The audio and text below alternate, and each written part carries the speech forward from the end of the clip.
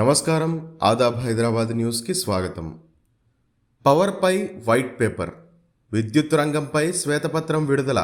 మొత్తం అప్పు 81,516 కోట్లు.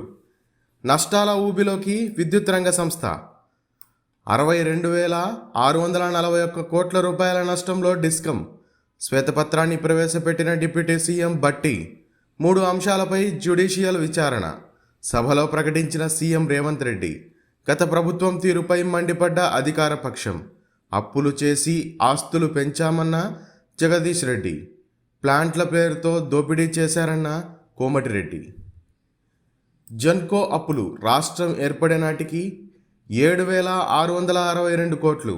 ఇతర అప్పులు 5,107 కోట్లు.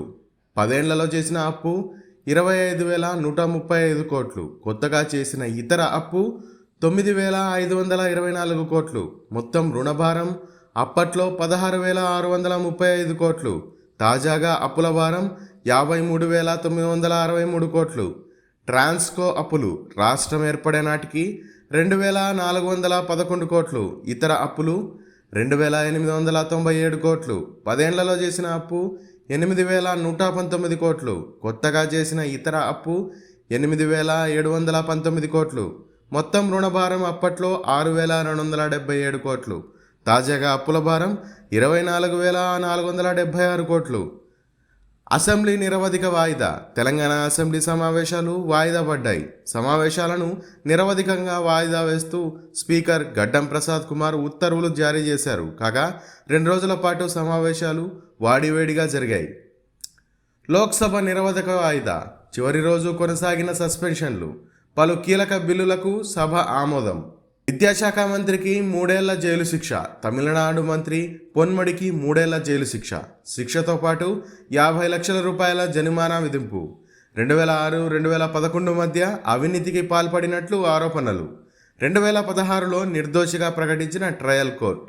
సుప్రీంకోర్టులో అప్పీలుకు అవకాశం ఇచ్చిన హైకోర్టు. వైఎస్ఆర్ జెంటిల్మెన్. 4% రిజర్వేషన్లు రావడంలో వైఎస్ఆర్ పాత్ర. మేము ఏ పార్టీకి బి టీం కాదు, ప్రాణాలైనా విడుస్తాం, బీజేపీతో కలవం. బీఆర్ఎస్ హయాంలో పాత బస్తీ అభివృద్ధి. ఇచ్చిన హామీలను కాంగ్రెస్ నెరవేర్చాలి. అసెంబ్లీలో రేవంత్ రెడ్డికి అక్బరుద్దీన్ సూచన. యథావిధిగా సింగరేణి ఎన్నికలు. ప్రభుత్వ వినతిని తోసిపుచ్చిన హైకోర్టు. యాదాద్రి ఆలయ ఈవో గీతారెడ్డి రాజీనామా. దేవాదాయ కమిషన్ ఆదేశాల మేరకు రాజీనామా చేసినట్లు వెల్లడి. నూతన ఈవోగా రామకృష్ణారావు బాధ్యతల స్వీకరణ. 14 ఏళ్లుగా లేని ధర్మకర్త పాలక మండలి. సామాన్యులకు నష్టం కలిగించిన గీతా నిర్ణయాలు. కాశ్మీర్లో పేట్రేగిన ఉగ్రవాదులు. జవాన్ల ట్రక్కులు లక్ష్యంగా కాల్పులు. కాల్పుల్లో 3 జవాన్ల మృతి.